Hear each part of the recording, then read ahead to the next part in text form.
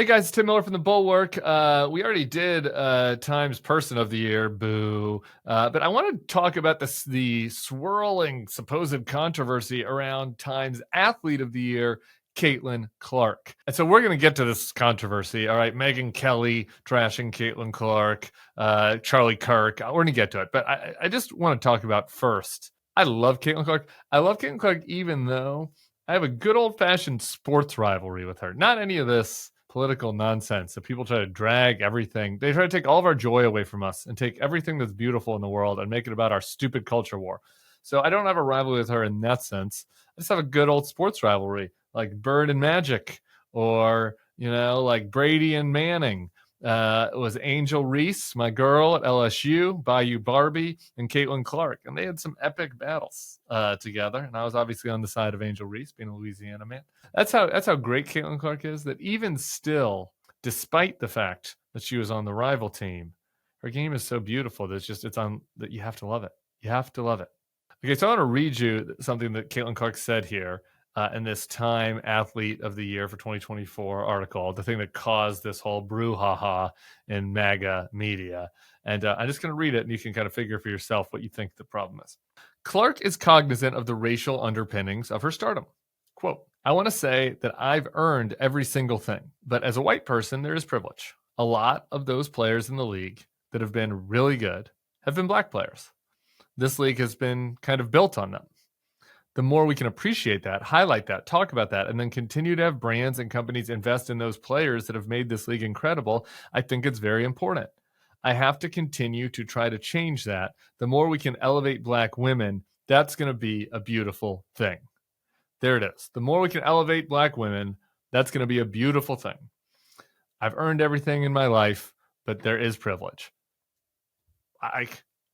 Isn't that all just obviously true? I mean, isn't that all just obviously true? It's amazing there's anything to object to that. It would be beautiful to elevate more women, more black women in this sport, like for more people to get attention for their, success and their skill. Yeah, that would be great. Has Caitlyn Clark earned everything? Yeah. Are there advantages that come with being white? Obviously. Like all of this is just like dog bites man. Nothing. It's just plain.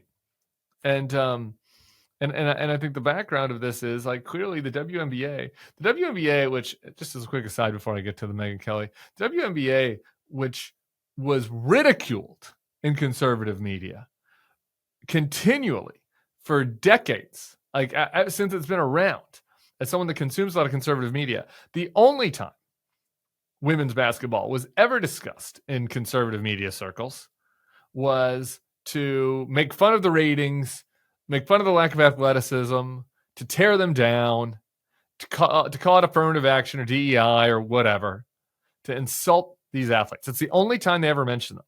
You see these like conservative sports commentators like Clay Travis, like for years and years, they never gave a rat's ass about women's sports. They just mocked it.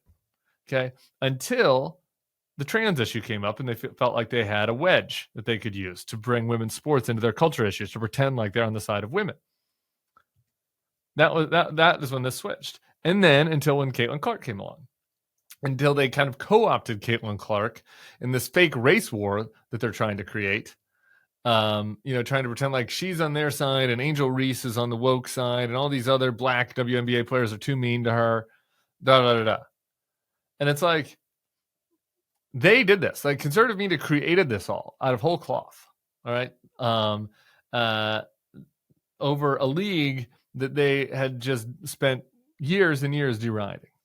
So the idea that any of these people, Megyn Kelly, Charlie Kirk, any of these people actually care about women's basketball players is preposterous. And it is negated by the fact that you can just go to their archives and see how much they were talking about women's basketball or, back before it became in vogue, back when Aja Wilson was just tearing up the league. See how much they had to say about that, or Cheryl Swoops or Diana Taurasi. Go at their archives, see how much they talked about any of those players. They didn't, because they don't actually care. This is all fake.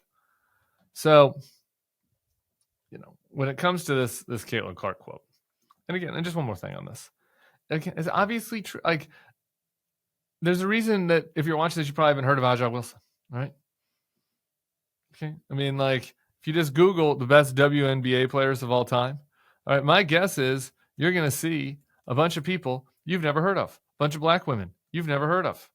All right. And so, yes, there was something about Caitlyn's unique skill set and Steph Curry's skill set, those long threes that made her appealing. But of course, like, it also made her more marketable. Like that, like, there just isn't anything I don't think that is like even debatable about that. So anyway, let's hear what Megyn Kelly had to say. I guess we have to do this, huh? Megyn Kelly writes, "Look at this. She's on the knee, all but apologizing for being white and getting attention. The self-flagellation, the, oh, please pay attention to the black players who are really the ones you want to celebrate. Condescending, fake, transparent, sad. You're sad, Megyn Kelly. You are the sad one. Let this woman be. I mean, like, why does Caitlyn Clark have to hew to your political obsessions to get praised? Okay?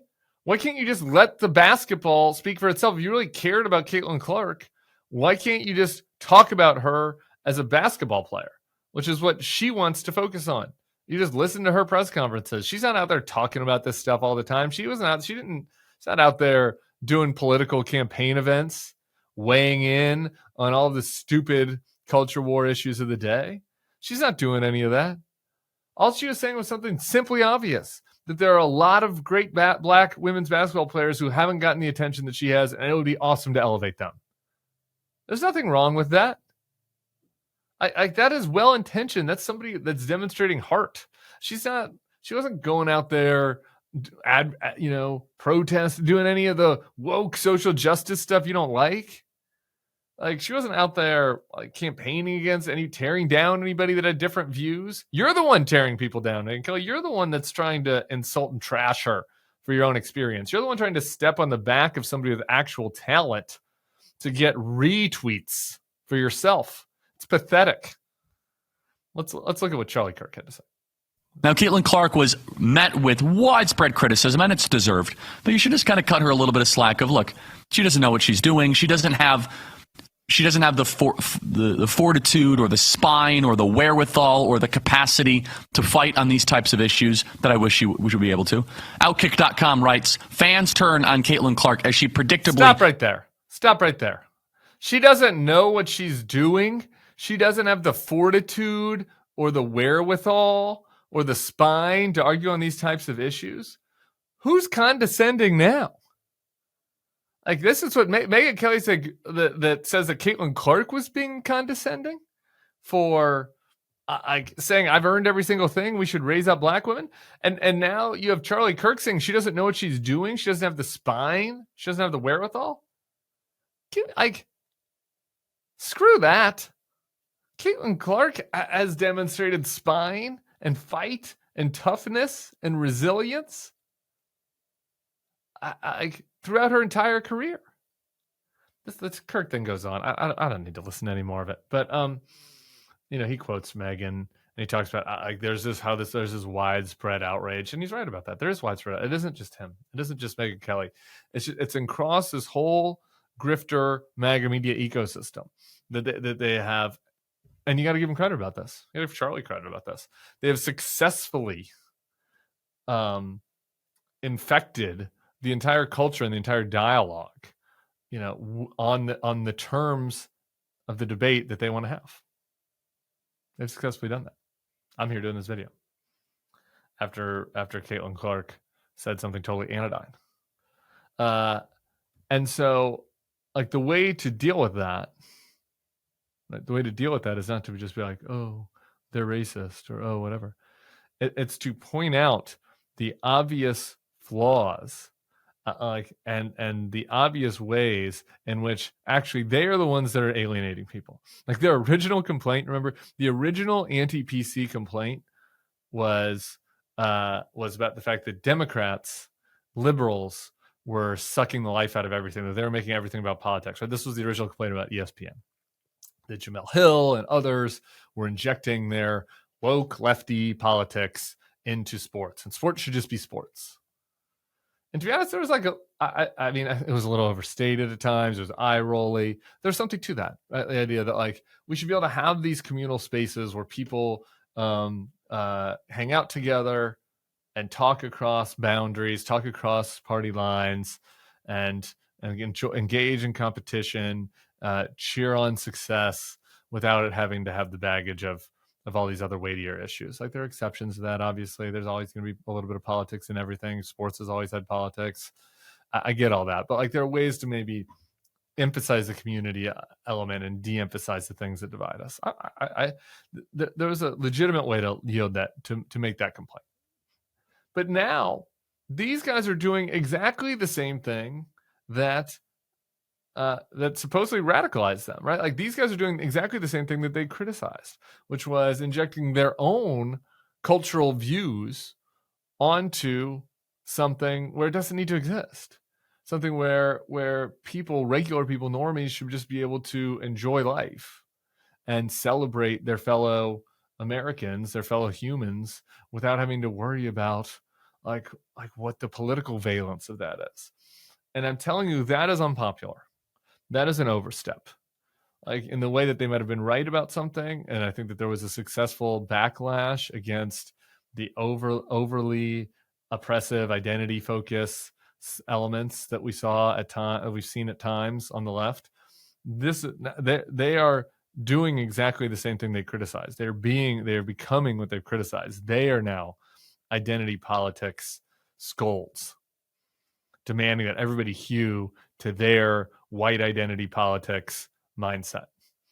And I think eventually it's going to be a loser. It's not a loser today, right now, December 12th, 2024, but eventually it's going to be a loser because getting, trying to make Caitlyn Clark the bad guy, not being able to celebrate her as athlete of the year because she just wants to be a generous person and try to spread out some of the love, tearing her down for that. No, that's not a winner. That's bullshit. All right, guys, we'll see you back here for more at the Bulwark YouTube feed. Subscribe. Come hang out. Talk about basketball. Talk about Donald Trump. I'll be here. See you soon.